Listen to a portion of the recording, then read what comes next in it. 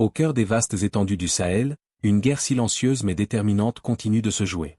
Chaque jour, des soldats sont engagés sur le terrain, des populations vivent sous la menace de l'insécurité et des nations entières luttent pour préserver leur souveraineté. Entre défis sécuritaires, enjeux géopolitiques et aspirations des peuples à la paix, cette région est devenue un symbole de résistance et de résilience. Quels sont les véritables enjeux de ce conflit qui façonne l'avenir de l'Afrique de l'Ouest? Cet reportage vous emmène au plus près des réalités du terrain pour comprendre cette guerre qui marque notre époque. Au lendemain, l'atmosphère change. La discipline se mêle à l'émotion et l'unité se renforce autour du symbole national. Attention pour la montée de couleur. Amen. Le regard est fixe. Le drapeau flotte. Ce geste simple mais solennel unit les hommes dans un même souffle. L'instant rappelle le serment des combattants et ravive leur engagement patriotique. Nous venons d'effectuer la montée de couleurs ce matin. Cela rentre dans le cadre de notre relève ici. Pour la relève sortant, nous leur souhaitons bon retour chez eux. Nous concernant, nous prenons aussi l'engagement à agir dans la profondeur, à encore renforcer là où ça manque pour garantir encore la sécurité et la quiétude au sein de la population. La mission est donc claire. Le lieutenant le guide et ses hommes en ont conscience. Il remplace leur camarade Platov et sa compagnie qui ont rendu en 6 mois la citadelle imprenable. Alors, derrière cette ferveur militaire, une mémoire s'impose. Celle des civils frappés par la violence. À Solhan, la douleur des familles entend encore les concessions. Le 4 juin 2021, le village s'est réveillé dans le sang. 132 morts, selon le bilan officiel. Sur cette terre d'épreuve, personne n'a encore rien oublié de cette nuit de froid. Surtout, par ce jeune homme dont la famille a été décimée par les terroristes.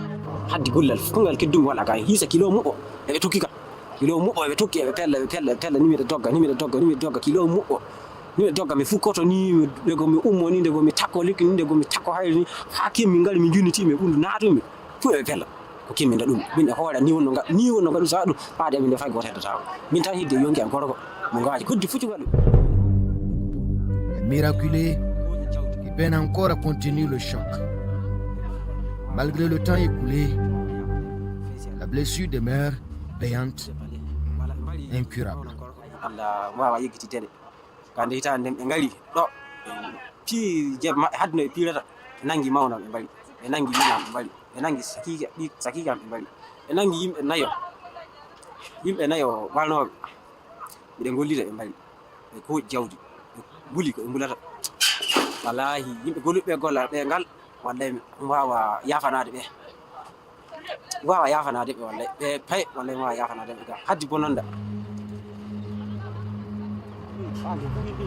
À l'image de cet orpailleur, de nombreuses autres personnes ont croisé le chemin des terroristes dans la nuit du 4 au 5 juin 2021.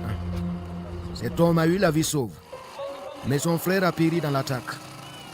Depuis, il est devenu un habitué de cette route qui mène au cimetière du village. Ce midi, il nous conduit vers ce lieu chargé d'émotions. Ici, chaque pas réveille la mémoire des disparus. Bourema Tamboura se souvient de tout.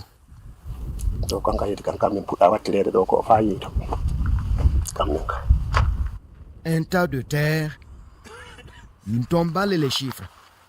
88 personnes ont été ensevelies dans cette fosse commune.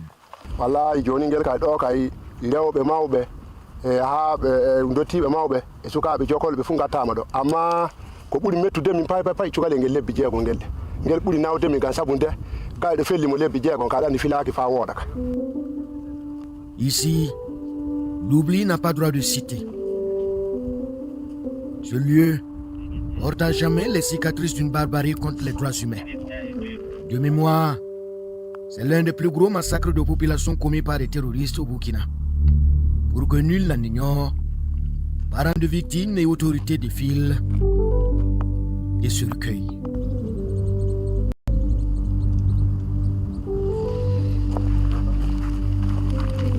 Peu après Bourema. C'est au tour du commandement annoncé plutôt de s'incliner devant la tombe, en signe de mémoire et de respect. Si ce que vous voyez là vous choque ou vous ouvre les yeux, likez immédiatement, commentez et abonnez-vous avec la cloche. AES TV continue, la suite est encore plus forte, encore plus chaud. Nous avons profité de l'occasion pour aussi nous recueillir auprès des civils qui sont malheureusement décédés lors de l'événement du 4 juin 2021. C'est pour aussi dire que ceux qui ont commandité cet acte, que ce soit les principaux intéressés ou leurs sponsors, parce qu'aujourd'hui, nous le savons tous, ceux qui sont là à commettre ces actions sont souvent appuyés par des mains qui se croient invisibles. Il faut savoir que ces derniers-là, ils le paieront. Voilà. Et quel que soit, s'ils n'ont pas été neutralisés, tôt ou tard, justice sera faite. 5 ans après, Solan n'est plus seulement une blessure ouverte sur la carte du Burkina Faso. C'est le visage d'une résilience silencieuse. Un village qui refuse de disparaître, portant en lui le souvenir de ses martyrs dans l'attente d'une paix définitive.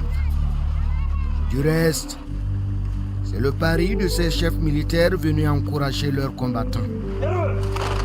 Les commandants Thomas Ouedraogo, Karol Nana et Faisal Iboudo, respectivement du groupement des forces, du 6e groupement d'intervention rapide et la coordination régionale avec des consignes strictes pour pousser à la détermination. Le drone là, lancé, ce truc. Et lorsque la nuit tombe, cette volonté insufflée se traduit en vigilance sur le terrain. Patrouille nocturne avec le lieutenant le guide. Le chef de guerre veut imprimer sa marque. La chute se fera à pied. Mais il faut d'abord montrer patte blanche. Est-ce que vous nous prenez en compte parler? Dans ce silence tendu, chaque bruit devient suspect. Ok, réussi. Donc vers vous. La menace reste diffuse, imprévisible. Donc il s'agit pour cette soirée de faire la ronde dans toutes les positions, avancer des éléments pour les encourager et les engager à tenir fermement leur position. Alors désormais, le travail commence. Un combat qui débute par la compréhension du terrain et le mental des hommes. Nous sommes très contents pour la patrouille pédestre nocturne du commandant du détachement. Il nous encourage actuellement dans nos activités légaliennes. Donc, par ailleurs, c'est cette position où on largue actuellement les nouveaux obis. Voilà, c'est la position, à savoir les drones kamikazes.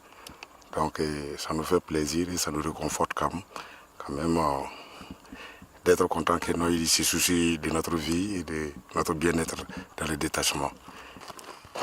La tournée prendra fin au cœur de la nuit, auprès des hommes de l'ultime position.